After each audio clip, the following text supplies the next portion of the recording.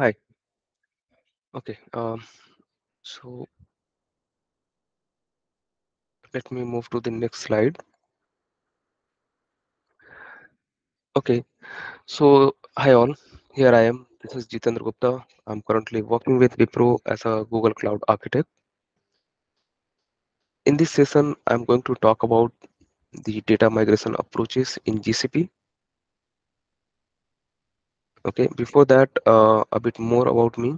So I'm a I'm a technical content writer on Medium platform. I do create some video content related to Google Cloud architecture on YouTube, and I'm very much active on LinkedIn platform as well. Okay, so now let's move on to the topic that we are going to discuss. So the topic that I am going to discuss is seamless data migration to Google Cloud, the best practices and strategies.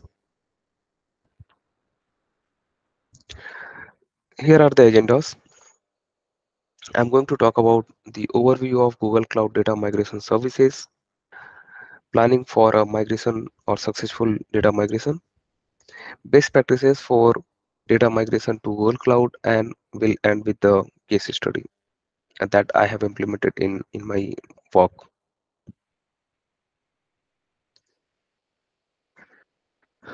All right. So let's see. First of all, understand or get a good overview of what is a data migration service, or the what are the various data migration services provided by Google Cloud. Okay. So Google Cloud data migration services are nothing but a set of tools and services provided by Google Cloud Platform that allows businesses to move their workload or their data to GCP from on-premises or maybe from some other cloud vendors, or it can be from AWS or from Azure or any other private cloud. Okay. Now there are several data migration services provided by Google Cloud, which may include or which includes storage, cloud storage transfer service, BigQuery data transfer service, transfer appliance and database migration services, which is mostly for the database migration only. Now, when I talk about a cloud storage transfer service, it's a service that enables businesses to transfer data to and from the Google Cloud Storage. Okay, and when uh, we discuss about the BigQuery data transfer service, it is a service that helps in the migration on the BigQuery. So you can enable the analysis on the data in real time as well when the data is being transferred. Transfer appliance is again a hardware appliance that is provided by Google Cloud, which is also limited to uh, uh, not available in all the regions, but it is very much like it is available in the US regions. Okay, so here a data is actually transferred into a hard drive, a bigger hard drive, and it is transported to the location or the data center or even the Google Cloud region in the data center where we want to migrate it, where and it will be more of a bulk migration. When it comes to database migration, so it's a service that helps in database migration to the Google Cloud or from Google Cloud or to even to the cloud spanner. Okay, now now let's move on. So here let's talk about what are the key benefits of using these data migration services. So first of all, it helps in simplifying the migration approach or the migration process. It helps in reducing the complexity and also the cost of database migration. The database migration services also help in reducing the downtime. So the overall downtime that we usually see in on-premises data transfer or on-premises data movement, that is very much reduced when you are using the cloud provider managed services like the data transfer service. It also helps in scalability. So Google Cloud Data Migration Service is a scalable service, which means it can handle large scale of migrations with ease. It is also cost effective because you don't have to manage a lot of the purchasing of the hardware or the management of the infrastructure, and by that it reduces the cost for overall migration. It has a key benefit of enhanced security, where Google Cloud provides robust security features like encrypting the data while it is in transit. We can use multiple encryption ways for encrypting those data and to secure it when it is getting migrated. Okay, so for any kind of migration, even for same for the data also, the planning for this migration is very important phase. So we should have a very much a proper plan in place when we perform this sort of migrations, because any of these data migrations are a complex process and it requires a careful planning and execution to ensure a successful outcome. So let's talk about some of the key steps that businesses should follow for a successful data migration. So first of all, let's talk about the defining the scope. When I say define the scope of the migration, it includes which data that we are going to migrate, where we are going to migrate it, and how that will be migrated, right? So we need to have a proper definition, proper scope of what, uh, what, which, and where and how. Okay, so this has to be very much clear when we perform any sort of data migration.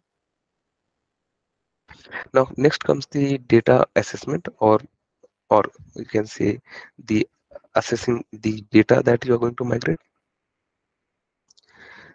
So data assessment includes like the format, structure, volume, and the quality of the data that we are going to perform the migration.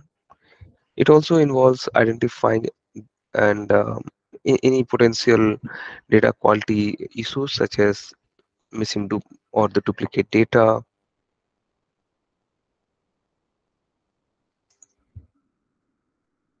and determine how they will be addressed. Assessing the current data environment is also an important step, or the first step in planning for a successful data migration. However, there are key areas to consider when assessing the current data environment, which are like the data source. So ideally, all of the data sources in your current environment includes databases, file systems, and the applications. Also consider how the data is stored, how it is accessed, and how it is going to be used. Also, we need to consider the volume of the data. Now, when I talk about the volume of data, determine the volume of data in your current environment, which includes the size of individual data sets and also the total amount of data that we are going to migrate. And it helps in eliminating the time and the resources required for the migration. Also, look at the quality of the data. Now, you need to assess the quality of your data, which includes the accuracy, completeness, consistency, and the relevance, and identify any issues. Again, it can be the missing data or the duplicate data, and determine how they will be addressed during the migration approach. Okay. The next aspect that you can look into is the the data relations, right?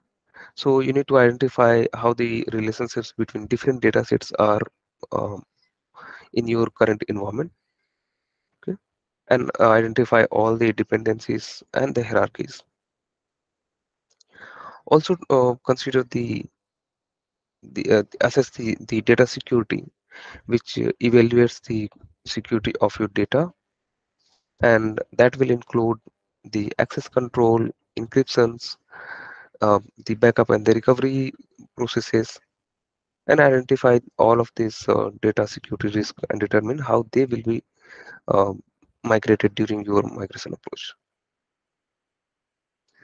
Also, take a look at the data governance, like the data retention policy, data ownership, the compliance requirements, and consider how these practices will be impacted by the migration approach. Now, next comes the plan the migration, right? Now, when I say plan the migration, develop a detailed inf migration plan that outlines the sequence of tasks, the time frames, and the required resources to complete this migration. Also consider the factors such as the impact of existing systems, downtime requirements, and the data security. Once I mean, even in the planning stage, also you need to have the planning, keeping in the identification of what are your business objectives, the migration scope, the timeline, the downtime requirements, the, again the data quality, data security, compliance requirement. All those again be part of your migration planning. Okay, even the user training and the support. Okay, so far we have understood we need to define the scope, perform the data assessment, plan the migration. Once you have planned out the migration, you need to also perform a test, like you create a POC. Okay, so you need to test the migration process in a controlled environment, okay, to identify or address any issues before the actual migration. So it may involve like running test on a sample of data. So that's where we call as a POC, and simulate different scenarios and validate the results. After successful migration testing, then we will have the full-fledged execution of the migration. So here we can have once the migration plans have been tested and refined, we can execute the migration in a phased manner, starting with a non-critical data and progressing to a more critical data. So it can be like you have to monitor the migration process closely and address any issues that arises. Okay. Okay. So while we are done with the migration execution, all the data is being brought to the Google Cloud environment. Now we need to perform the data validation. So when we are talking about performing the data validation includes you need to validate the data to ensure that it has been migrated accurately and completely. And it involves like comparing the migrated data to the source data, running data quality checks, even verifying that data, all of the data is accessible and usable. Okay, so that would be part of the data validation. And after all these activities, then we are left with the post migration activity. So in the post migration activity, it is about performing any necessary post migration activity, like such as you can say updating the system configurations, test system performance, and even the training users on the new system. So when we follow, or by following all of these steps, businesses can plan for a successful data migration and minimize the risk of data loss or downtime or any other issues that could impact the overall operations. Okay. Okay. So far we have discussed about how we should be planning for successful data migration. Let's talk about some of the best practices which may overlap somewhere in the planning phase what we have talked about. So here the best practices that we can think of is plan and prepare. So in the planning and preparation phase of the data migration, we need to prepare our data, right? I mean, we need to prepare our data for the migration. It involves like data cleansing, transformations, and validation. So data cleansing involves, you can say, identifying and correcting any inconsistencies in your data or inaccuracies in data. Perform the data transformation involves converting your data to a format which is compatible with your target environment. Also use the tools and services like you can choose the tools, right set of tools like Google has provided, right? So here, as we talked about in the first slide about the transfer appliance or the BigQuery data transfer, the storage transfer service. So all of these tools which are very much managed and they have their own advantages.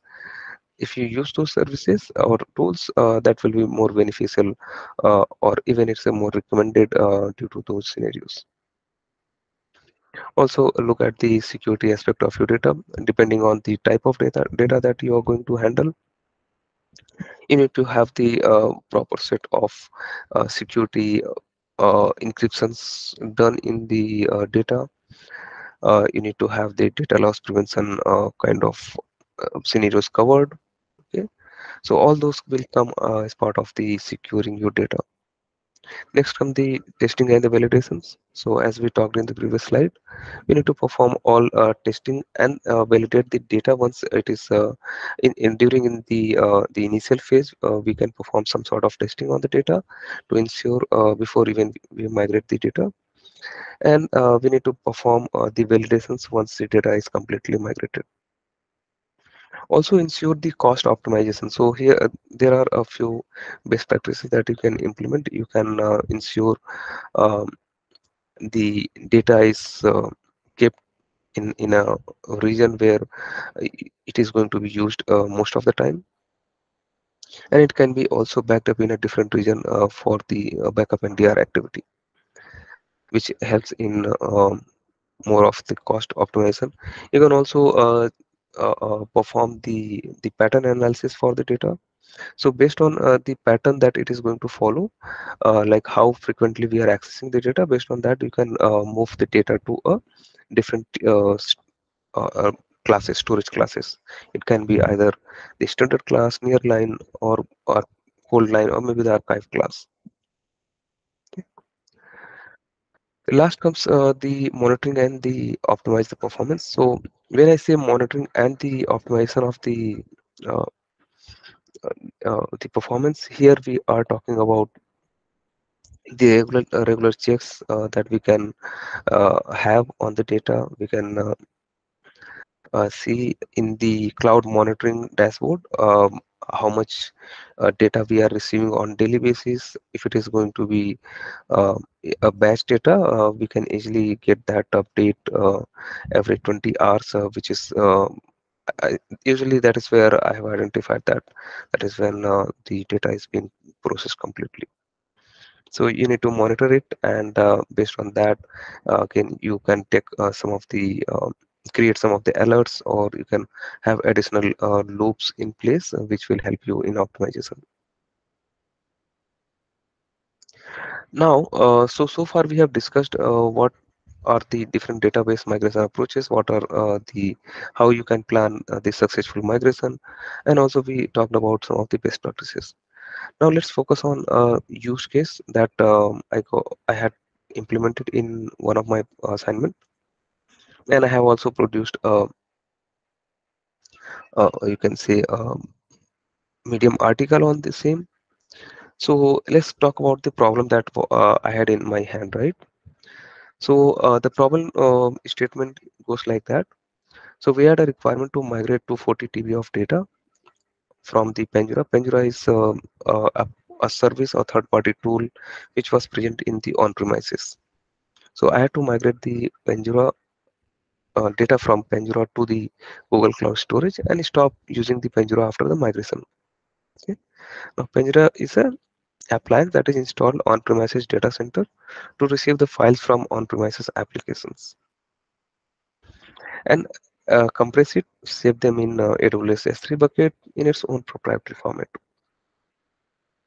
Also, the challenge is that we could not use the transfer appliance service as Pandora appliance was storing its data in source format, and uh, even if we had used the transfer appliance, we had to use the Pandora appliance again for the decompression of those files, right? And our requirement says that we want to eliminate the use of it.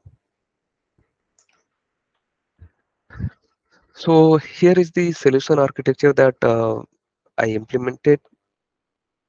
Okay, so if you see here, we have on the left hand side, we have the on-premises data center. That is where on-premises Linux VMs are running with STS agents, and it is receiving the files from the Pandora appliance. Now, Pandora appliance is actually saving the data, or it is having the data on the AWS S3. So when we start our migration, we actually um, had created multiple VMs for the migration approach itself, and there we had only kept like around 3 TB of space as a temporary space, for which we were bringing the data from AWS S3 to Pandora appliance, and from Pandora appliance to the on the VMs. So once the data was arrived on these VMs, we were running these STS agents, and STS agent was taking those data to the AWS, or to the Google Cloud storage through the um, Cloud VPN connection. All the time the data was encrypted, and you can see on the right hand side we have the Google Cloud platform. That's where in the Google Cloud, the cloud storage, we were storing those data. Here storage transfer service was used for the migration approach. Okay, so this was the solution architecture that we implemented. Okay, now if you see, there were some challenges that we also faced while migration. So there, in real time, if you see, there cannot be a scenario when you do not face any challenges otherwise. It's very rare. So we also had the similar kind of challenges with the network bandwidth. So the time I got to start working on this migration, the transfer rate that we were receiving was hardly 100 kbps, or maybe 200 kbps. But the available bandwidth was almost 1 GB initially, and then later we added one more data card for 1 more Gbps. So altogether we had 2 Gbps of transfer of the network bandwidth. But it was getting throttled because of the scheduled throttling. So we had the um, data transfer rate being limited due to those challenges. Now, to tackle that, we went deeper into it, and we identified that even though the schedules were disabled, but internally somewhere it was not working fine. So we had to dig a little more on it, and we figured out that we had to disable it from the scripting side of it. So that issue was fixed, and later we got much improvisation on the data transfer rate. So we started getting around 700 Mbps to 1 Gbps transfer rate later. Again, as you wonder, like the transfer rate was still not up to the mark. Like we had 2 Gbps offline, but we are hardly getting 1 Gbps. So again, it was limited due to the size of the data that we were migrating. So it was mostly music metadata. So we had the audio data and the posters or the image files in different formats. So because of the size of the data, like the audio images, which were around on average 4 to 5 Mbps, MB, so they were easily migrated. The transfer rate was very great. So I had actually used a different set of agents for running those. Okay. For the images, again, I had to use a different batch of agents for migrating this data, even increase or tweak the protocols being used, network protocols being used, or the size or of those buffer size that it was using, that was increased. And with that, I had been running parallel transformations or the transfers, and Overall, I was able to achieve this in 2.5 months, which was even if it had gone with the 100 kbps or 200 kbps transfer rate, it would have taken even more than 2 years, and we could have not achieved this. So just because of this data transfer service, or the cloud transfer service, it was more smooth. I was able to track all of the issues.